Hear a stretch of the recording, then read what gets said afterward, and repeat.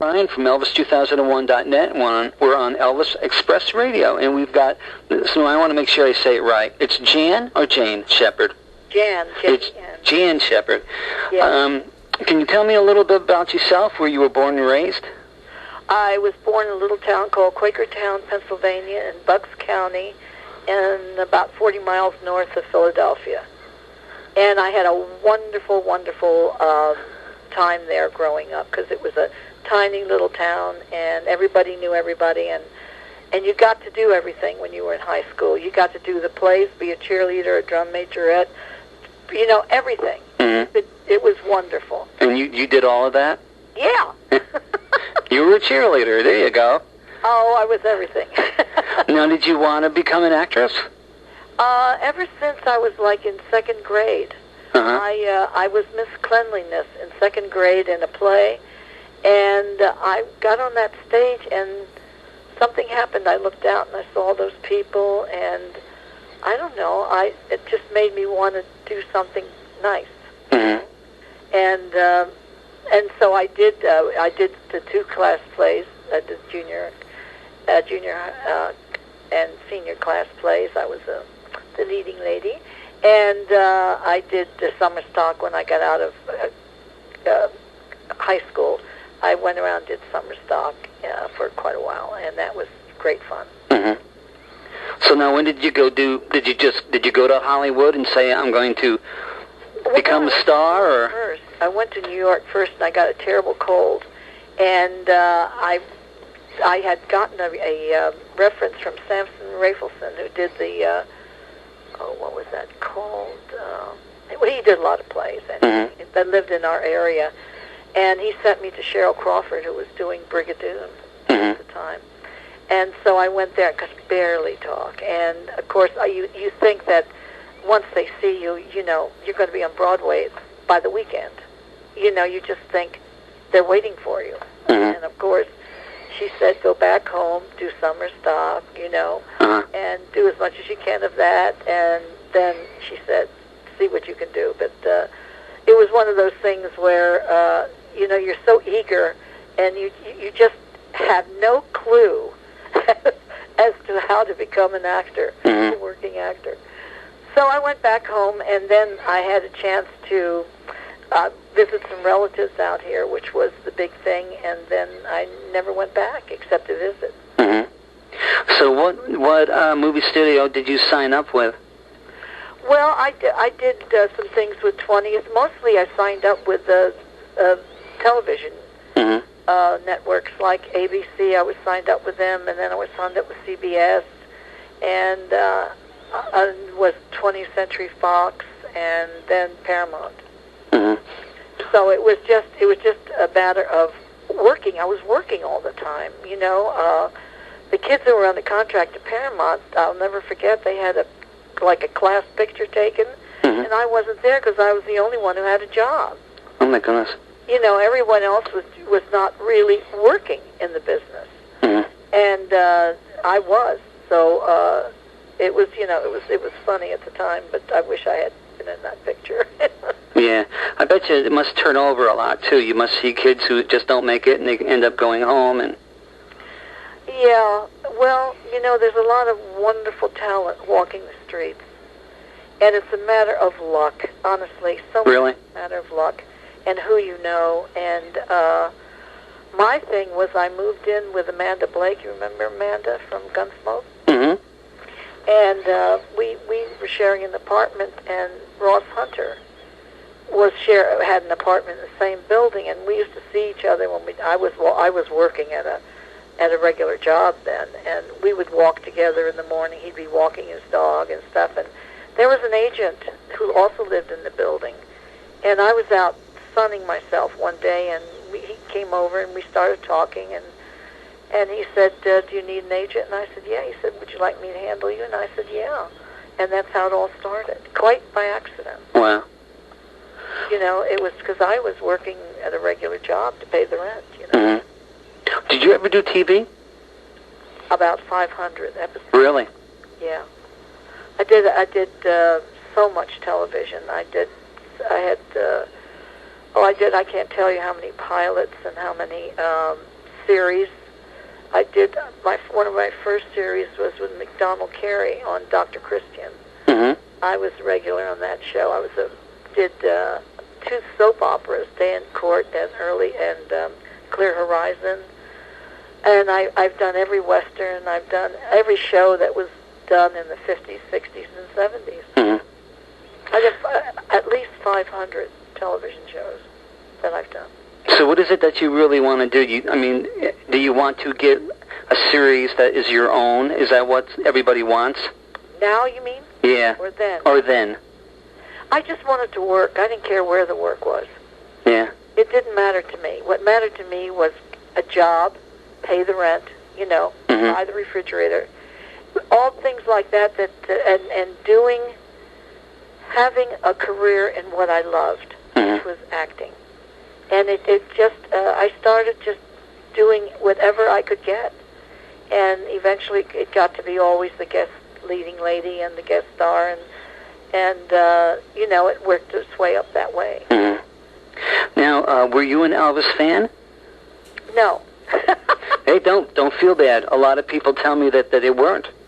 No, actually, it was so funny because I was sitting with Dan Duryea. We were doing a film, a 2-hour film, and we were sitting on the set, and I had the reporter in front of me, and I said, Elvis Presley, what kind of a name is that? And it was, and he says, I don't know. And I said, there's some kid in the South called Elvis Presley. And I said, he's never going to make it. Is that what you said?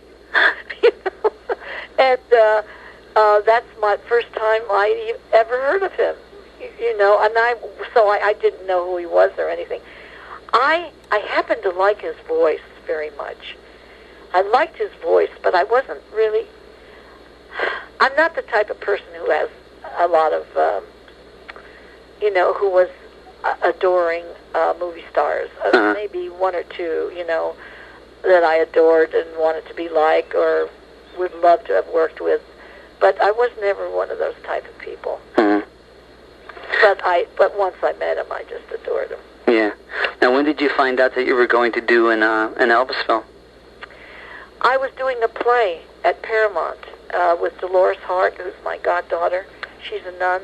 Oh, yes. She used to be under contract to Al Wallace. Mm-hmm. Well, Dolores, we were doing this play, and Dolores came up to me afterward and said, hey, Jan, there's a part in this movie I'm going to do with Elvis Presley that you would be perfect for, to play his sister.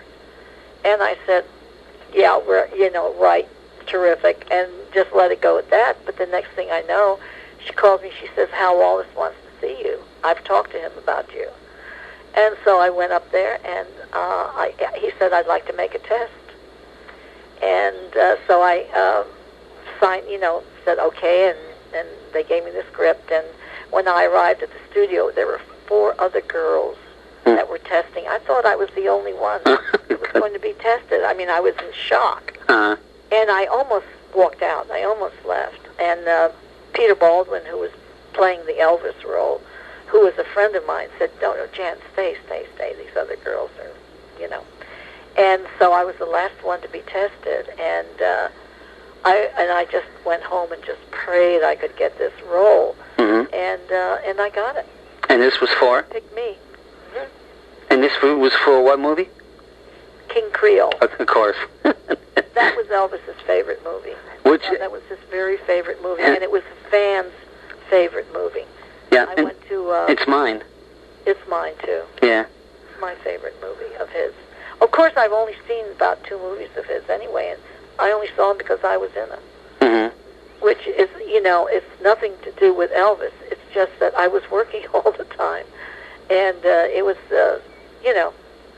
I tried to see as much as I could. Mm-hmm. But I was doing soap operas, and you know what that's like. Mm-hmm.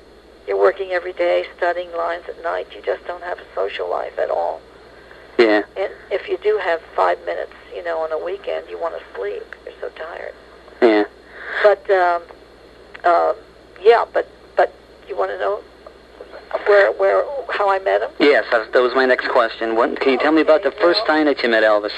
Yeah, well, the first time I met him was when you're assigned a film role, you have to go to the a doctor because of the insurance company. They have to make sure you're not you don't have a bad heart or any of that nonsense. So they made my appointment for me at the studio, and I had gone there, and I was just wearing like white shirt, and I had these slacks that my mother made for me, which were like wine-colored, flecked, really nice out of men's pant material, which was really nice. And I went into the office and was waiting to be called in, and in walks Elvis with two of his buddies. And I looked at him, and he looked at me, and we started to laugh. His jacket was the identical material as my slacks. Mm-hmm. And he looked at me, and he says, "Honey, I'm either going to have to give you my jacket, or you're going to have to give me your pants." And that was my first meeting with Elvis. Goodness. True. That was Girl Scout honor. That was true. Uh-huh. Exactly the way we met. So did you get along with him, honey? Did you get along with him and all? Oh, wonderful. Yeah. Wonderful. He said if he had a sister, he wished she would be me. We got along so great because we worked alone, the two of us, the whole first week of the show.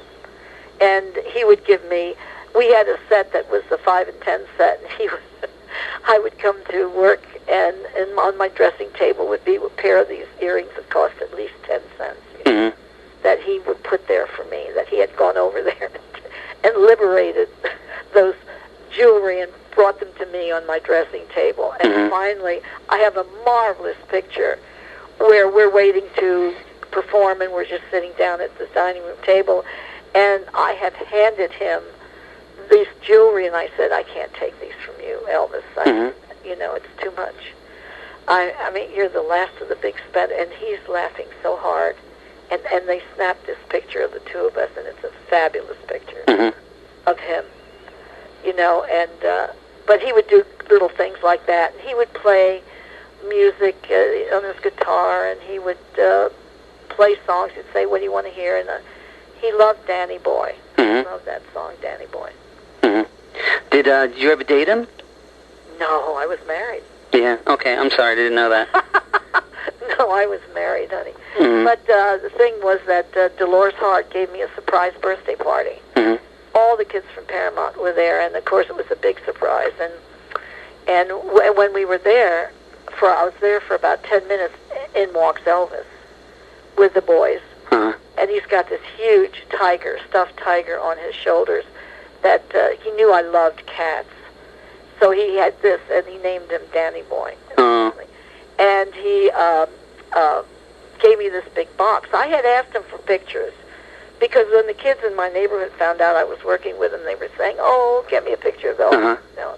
And so I said, when we were working, I said, "Elvis, I need some pictures. Come on, I need some pictures." So he hands me this box, and I went to put it aside to open later, and he said, no, I want you to open it now.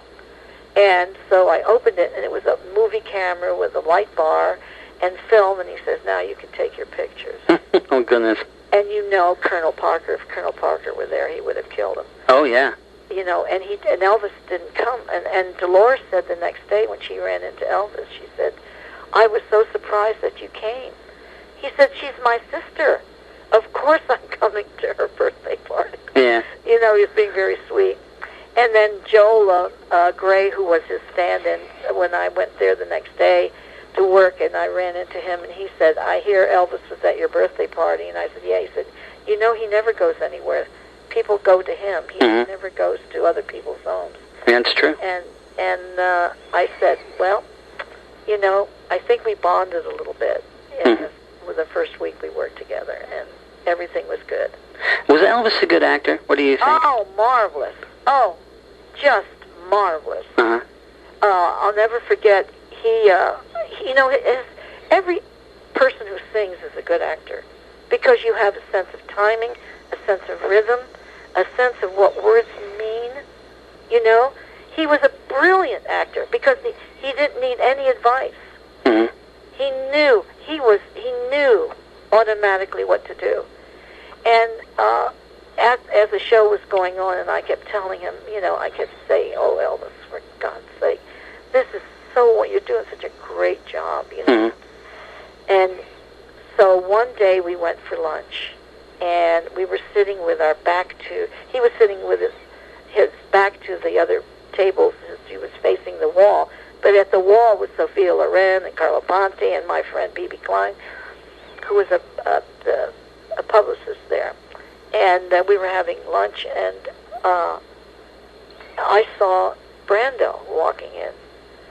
And there was a table right behind Elvis that was empty. And, of course, Brando saw Elvis as he walked in and went and he got into the chair right behind Elvis. And I said, Elvis, Marlon Brando is sitting behind you. And Elvis went, oh, my God, and his head sunk into his sandwich. And he said, and I said, look, when he wants to meet you. I saw him looking at you. And he said, I said, when you get up, your chair's going to bump into his chair. You know, and just say hi to him, you know, and everything. Well, that's exactly what happened when he got up. His chair bumped in, and Marlon stood up. And the two of them shook hands, and they said, oh, nice to meet you, know, very small talk. And Elvis was very cool. And he walked out of the cafeteria very cool. But the minute we got outside, he leaped about 4 feet into the air. He couldn't believe that he met Marlon Brando. Oh, my goodness. And he was so excited. I mean, we just danced all the way back to the studio. And then one day, after the show had been released, someone sent me from I guess it was Memphis, the review of King Creole, and the title was Bourbon Street Brando. And I raced over to Paramount, and I grabbed Elvis, and I said, look at this. And I showed him the Bourbon Street Brando that was supposed to be him. And he just couldn't believe it. And I said, see, I told you. You were going to be great in this. And he was. Yeah, that's my favorite movie. Now, you did another movie with Elvis, too. Yeah, Paradise Hawaiian Style. Can you tell me about that one and how you got to be in Paradise Hawaiian Style? That one, how did I get that? Oh, I know how. I had gone over to Paramount to meet Dolores. We were going to have lunch. And she was working, doing something, getting wardrobe fittings or something for some picture. And I ran into Paul Nathan. And he said, hi. He says, what are you doing here? And I said, I'm going to see Dolores, and we're going to have lunch. And he says, hey, he says, we need a wife for Jimmy Shigita in this movie that Elvis is doing. Would you be interested? And I said, he says, it's not a huge part, but it's a nice part, good part. And I said, yeah, okay. And he said, go up to see Hal Wallace right now. I'll give him a call and tell him you're coming. So I went up there, and of course Hal Wallace's office he's a Western fanatic. He had originals of Remington, Frederick Remington, and Charles Russell, and all those, you know, wonderful Western painters. And when I walked in there, and I went, oh my God, you've got a Remington, and you have a Russell. And he was very impressed with that. And because my husband's an artist. And so I know about different artists. And he said, would you like to do that, the role? And I said, yeah, fine. That would be wonderful. And that's how I got the part. Wow. Yeah. Now, what did Elvis... be there that day. What did Elvis say when he saw you? Well, the minute he saw me, he said, how's Dolores? Because now Dolores had been a nun for about 4 or 5 years. And I said, you know, she's good. I've seen her. I've gone there. And Maria Cooper, Gary's wife, daughter, and I were the godmothers for her when she went into the monastery. And I said, I've been there, and she's doing great. And she, you know, I said, you know, if they let me wear eyelash mascara, and I'd go into that place. I said, it's beautiful, and she's home. This is where she wants to be. She's home. And he just wanted to make sure she was okay, and how are you doing, and, you know. And I noticed he was not the Elvis, the little teddy bear that would run across the stage and pick you up and swing you around. He was not that anymore. He had changed? Quiet, changed. He was never in his dressing room, you know, in King Creole. He's always out with a group and having fun, and, playing the guitar, and and just a lot of fun. And he went to his dressing room, and it was closed, and I noticed that he was drinking a lot of water. Had a lot of glasses of water, and he was drinking. And also, there was an attitude that was so different. He was kind of jaded about the movies, and I know Charlie O'Curran, who did all his choreography. Charlie was showing him something. I was watching on the stage of dance moves and something, and he was just looking at Charlie like, Charlie, I've done this 4 or 5 times already. I know what you want. Because it was the same movie every time. Right. He was always doing the same movie. And I know he was tired of it. Yeah. Something that he loved to do, he learned to hate. He learned to hate what they gave him. But he still wanted to act. Yes. Did he ever talk to you about that? I was born with Barbara Streisand. Uh-huh. Done that. Yeah. Did he ever talk to you about it? I mean, that he hated it, or no, he wouldn't? No, because the thing was, Colonel Parker said no. Right. He said no, and that was a stupid move. All Colonel Parker wanted was the money. And he was stealing money from Elvis, and so was RCA. I mean, they were just, Elvis, he was getting 50% of Elvis. And and he didn't want to do anything that would take him to Japan. Elvis wanted to go to Japan. They adored him overseas. And Colonel Parker always said no, because Colonel Parker was wanted for murder out of Canada. He came to America illegally. And, I mean, you don't have to put this in the... Well, when was the last time that you saw Elvis? I saw him in Las Vegas. We went to one of his appearances there at Caesar's Palace. And I was so disappointed. Because he was into the karate stuff. And he was turning his back to the audience all the time, and I just wanted to go up there and spank him. You know? Yeah.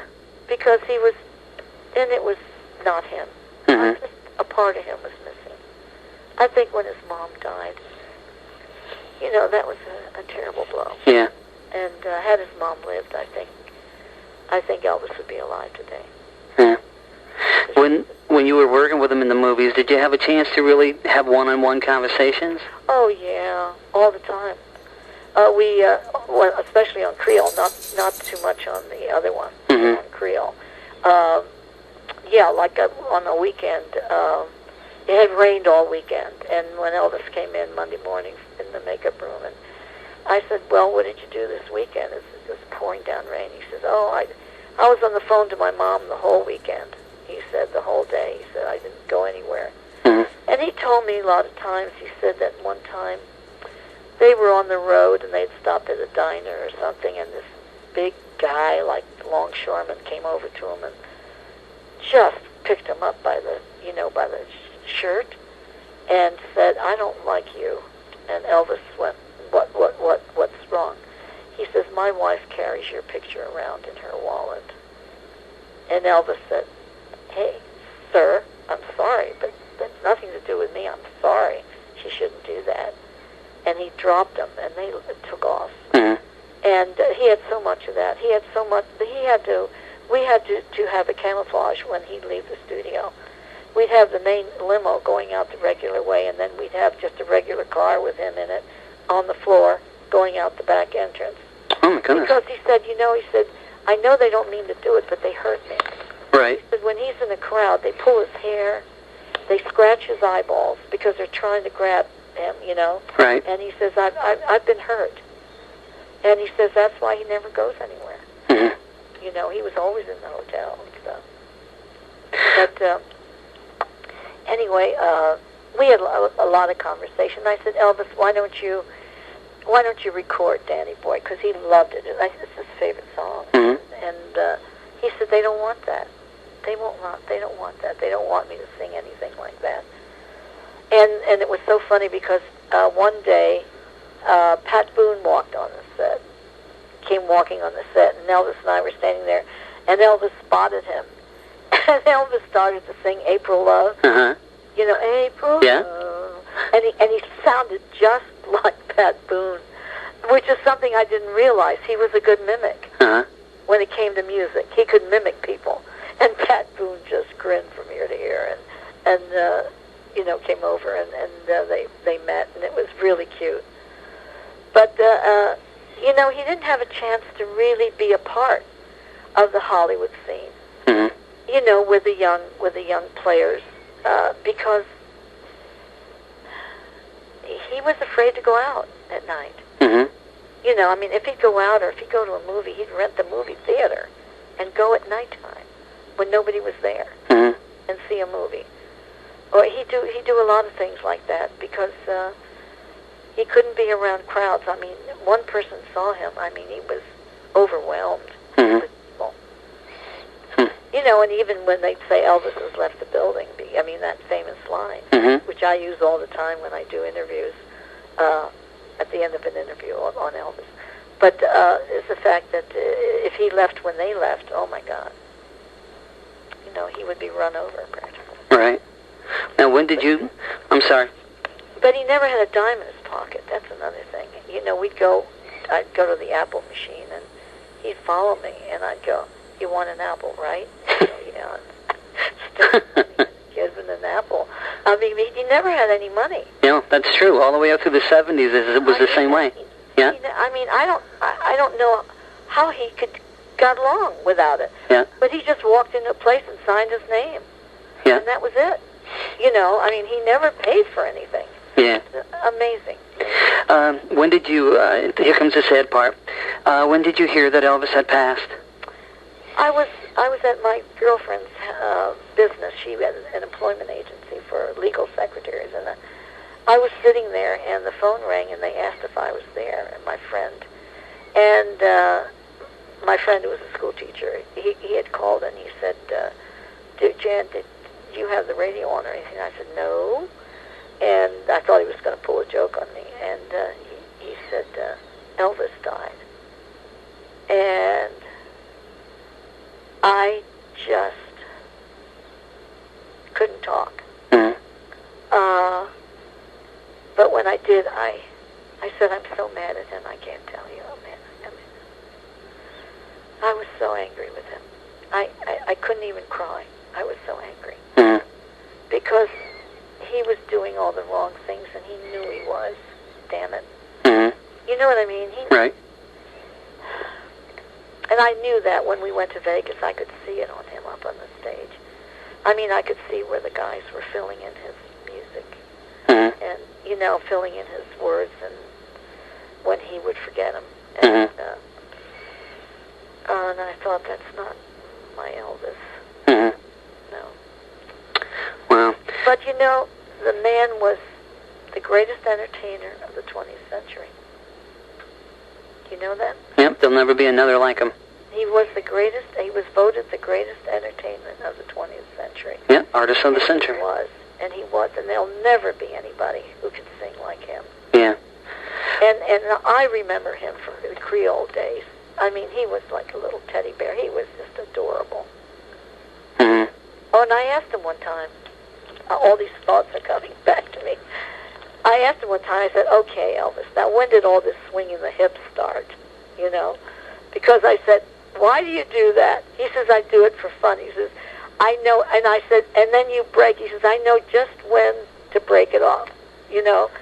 And he said that he used to watch the little boys, the little Negro boys in his town, how they would sit on the curb and they would sing. And then he said they'd stand up and they had to move. They were moving. And he said, "I used to love that. I used to love watching them do that." And that's where he got that from. Huh. That business of the hip business. Right. Yeah. He said the little guys would sing and they'd move and those hips would move, And he told me about that story. Uh-huh. Yeah. Now, how many movies in that did you do? Movies? Yep. Elvis movies? No, you. Oh, just your own career. Oh, I don't know, 6 or 7, I think. See, mostly, I did a lot of television. Mm-hmm. I happened to come on the scene in the early 50s when no stars would do television. They thought TV was going to go away. Mm-hmm. And they would just grab us kids who were just coming out of a drama school and places like that to try and get roles. The first role I ever got was a lead. Wow. I didn't know a two shot from a microphone. I mean, I didn't know anything, but we worked all the time. I mean, we do a show for 2.5 days, like a highway patrol, and go to do another one the next 2.5 days. Uh-huh. I mean, we'd come home from work and then be a call there, go to Berman's wardrobe. You have to be fitted for a show you're going to do tomorrow, and we're sending you the script. Wow. It was just a lot of work. That sounds it. I remember Patricia, what the heck was her last name? I forget. Anyway, she was the producer of Perry Mason. And she finally called me at home, and she said, I've been trying for 2 years to get you on the show, but you're always working. You know, and then I did a lot of Perry Masons after that, and I said, well, you know, you call me and I'll come. Uh-huh. You know? But at the time, I was just working all the time. Like I said at Paramount, I was the only one who was working. Yeah. Of all the kids at Paramount, there were at least 25 kids under contract at that time. Now, did the I also got to the business Mm-hmm. at a time when they were not carrying kids anymore. I mean, they even let Clark Gable go at MGM. You know what I mean? Uh-huh. They were moving away from the big, huge studio thing to independence, renting space in the studios. Uh-huh. And they weren't carrying people anymore, which is a shame. Had I been a little born maybe 10 years earlier, I would have been in the 40s. Right. Where they did put people under contract and built you. Right. Know, really built you. The starlets. Yes. Yeah. Yes. And that was gone. In the 50s, that was gone. Mm-hmm. You know, and it was, but what a training. Gosh, what a training ground it was then. Mm-hmm. Because they just threw you into things and you just did them, you know. And of course I had the thing where I loved to act, and I had acted in high school and in summer stock, so it wasn't like I didn't know how to act. It was that I didn't know the mechanics, Right. you know, of finding your spot and all of that sort of thing. Mm-hmm. I was doing plays mostly. So what are you doing now? Right now I am in the process of getting a few things taken care of physically. Mm-hmm. I have a knee that's bothering me, so I'm going to take care of that Mm-hmm. before I get to Memphis. And actually, I've retired from it. I had family, and I retired about 10 years ago. Mm-hmm. But now you're going to be in Memphis. You're going to be in Memphis for the Night of 1,000 Stars. Yeah. And God willing.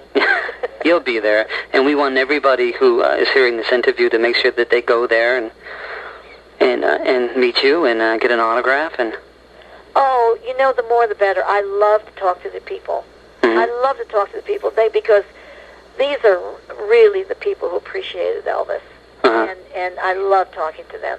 Yeah. We do a lot of these even Western festival things, and they know more about us than we know about ourselves. It's amazing. Well, They'll say, gee, I saw you in such and such, and I'll say, but I never did that show. And they go, oh, yes, you did, because I've got the film. You know, and it's just wonderful to talk with them. I love them. The more the merrier. Bring them on. yeah. Well, I thank you for doing this for us. Well, I don't want you to hang up because I need to talk to you, but I want to thank you for being on Elvis Express Radio. Oh, you're quite welcome. And keep it up, Joel. You're doing a great job. Okay, thank you.